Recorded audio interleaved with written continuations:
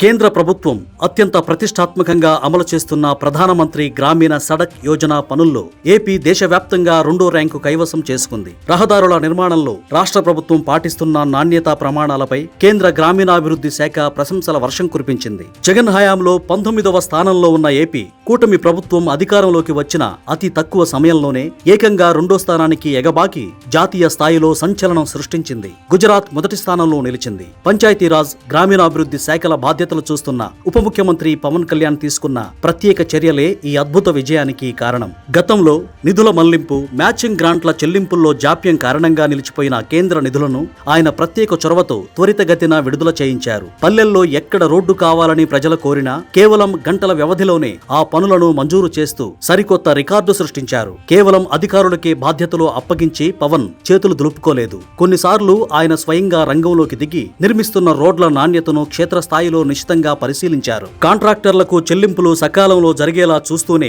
పనుల్లో ఏమాత్రం లోపాలున్నా సహించేది లేదని ఇంజనీర్లకు కఠిన హెచ్చరికలు జారీ చేశారు. ఈ రాజీలేని వైఖరితో రహదారుల నిర్మాణంలో నాణ్యత పెరిగి పల్లె ప్రజలకు అత్యుత్తమ రోడ్లు అందుబాటులోకి వచ్చాయి. రాష్ట్రంలో రోడ్ల నిర్మాణం ఎలా జరిగిందో పరిశీలించేందుకు ఇటీవల నేషనల్ క్వాలిటీ మానిటర్స్ కేంద్ర బృందం ఆంధ్రప్రదేశ్ లో విస్తృతంగా పర్యటించింది. ఏపీ వ్యాప్తంగా మొత్తం 126 రహదారులను కేంద్ర అధికారులు అత్యంత నిశితంగా పరిశీలించారు. తనిఖీ చేసిన 126 రోడ్లలో కేవలం ఒక్క రోడ్డు విషయంలో మాత్రమే వారు స్వల్ప అసంతృప్తి వ్యక్తం చేయగా మిగిలిన 125 రోడ్లు గ్రేడ్ ఏ నాణ్యతతో ఉన్నాయని వారు ధృవీకరించారు. గుజరాత్ లో కేంద్ర బృందం మొత్తం 33 రోడ్లను తనిఖీ చేసి తొలి స్థానాన్ని కట్టబెట్టింది. అయితే గుజరాత్ తో పోలిస్తే దాదాపు 4 రెట్లు ఎక్కువ మొత్తంలో అంటే 126 రోడ్ల తనిఖీలు ఎదుర్కొని కూడా ఏపీ అత్యుత్తమ స్కోరుతో జాతీయ స్థాయిలో 2వ స్థానాన్ని దక్కించుకోవడం విశేషం.